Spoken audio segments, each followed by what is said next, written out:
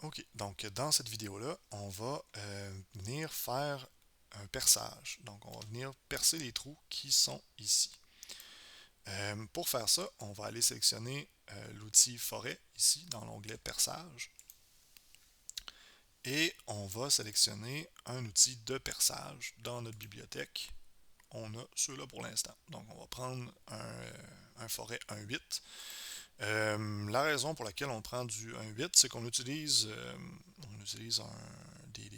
la visserie métrique, du M3, donc 3 mm de diamètre, puis du 1.8, c'est un petit peu plus grand que 3 mm, donc ça fait le travail là, pour ce qu'on a besoin de faire pour l'instant. Donc on va sélectionner un 8 ici comme ça, et on clique sur sélectionner. Ensuite, on va venir dans géométrie sélectionner un trou et on va cocher sélectionner les diamètres identiques. Donc, on va venir sélectionner tous les trous qui font un 8. Ensuite de ça, on va lui dire en termes de hauteur de faire dépasser la pointe de son forêt. Donc, si on le regarde actuellement, vous voyez, le forêt ne se rend pas jusqu'au bout. Donc, nous, on veut que ça dépasse. Ça descend comme ça. Puis, on veut que la profondeur de perçage soit de 0.01 également. Donc, on dépasse encore une fois dans notre martyr. On est sûr d'avoir bien percé notre trou. Fait qu'on aura un meilleur résultat comme ça. On n'aura pas besoin de faire de finition supplémentaire de cette façon-là. Ensuite de ça, on va aller dans cycle, en haut ici. Donc, quel cycle de perçage on va utiliser? Euh, je vous recommande d'utiliser le brise-copeaux qui est ici. La raison, c'est que attendez un petit peu, je vais essayer de vous trouver profondeur minimum de débourrage, et voilà. Donc, le brise-copeaux, ce que le forêt va faire, c'est qu'il va rentrer et ressortir à plusieurs reprises par petits incréments pour venir percer le trou. Ça vous assure de ne pas avoir un forêt qui bourre, qui chauffe, qui cuit votre pièce ou qui fait fondre votre plastique dans certains cas, ou carrément qui casse parce que vous l'avez rempli d'aluminium, par exemple, là, parce qu'il avait trop chauffé. Donc, comme ça, vous êtes sûr d'avoir un beau perçage.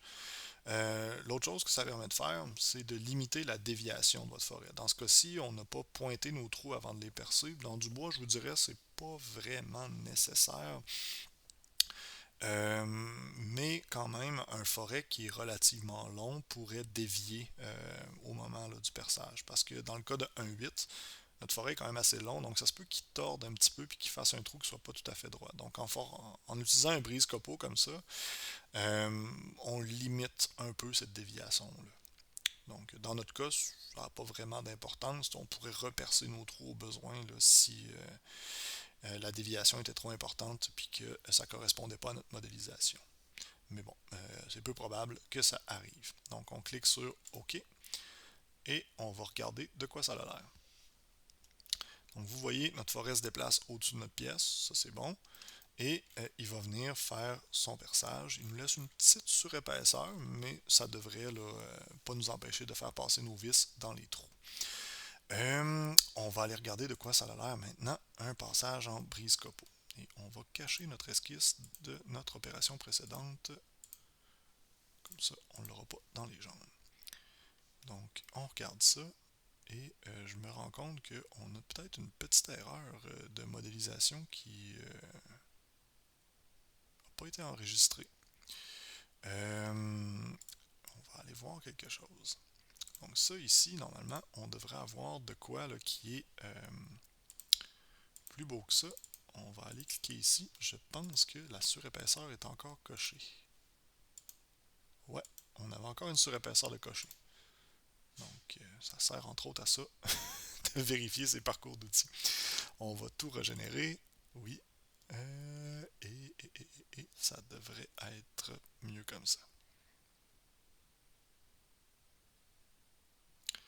Donc on attend que nos brutes soient définies et on simule notre outil comme ça. Donc vous voyez ici, on a des collisions avec le porte-outil. Ici. Donc je vais vous montrer de quoi ça a l'air. Vous voyez, quand il vient faire son brise-copeaux, il considère que son outil est pas assez long. On a deux types de mèches 1.8, en fait de forêt 1.8 là, au lab.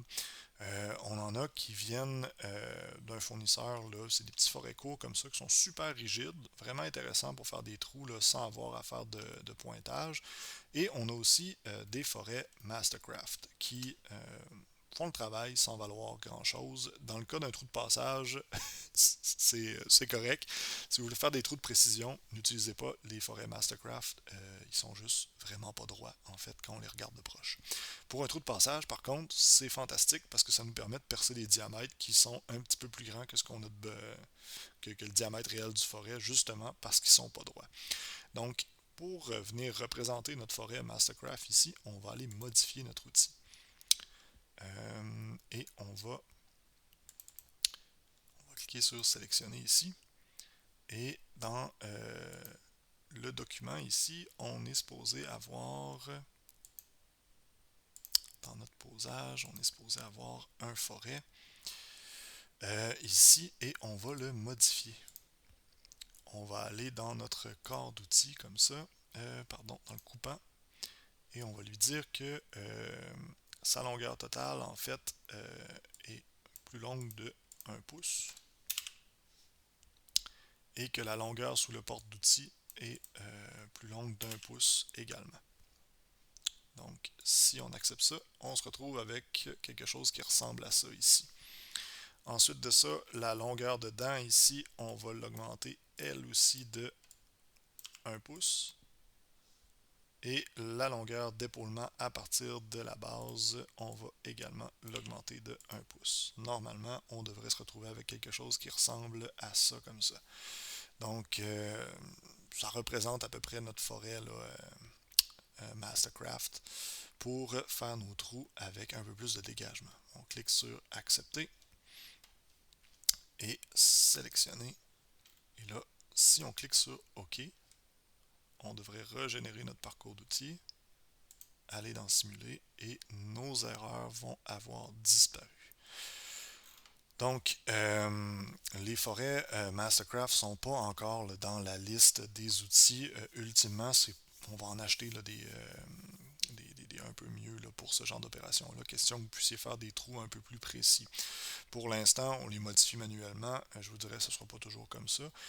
Dans la mesure où est-ce qu'on les modifie manuellement, allez dans l'atelier les mesurer avant de modifier vos parcours d'outils. Question d'être sûr que vous ayez le bon dégagement pendant votre simulation. Si vous sélectionnez des outils en fonction uniquement de leur diamètre et non pas de leur longueur, vous courez la chance d'usiner votre pièce avec le collet de la CNC et je vous garantis que c'est pas une réussite d'habitude.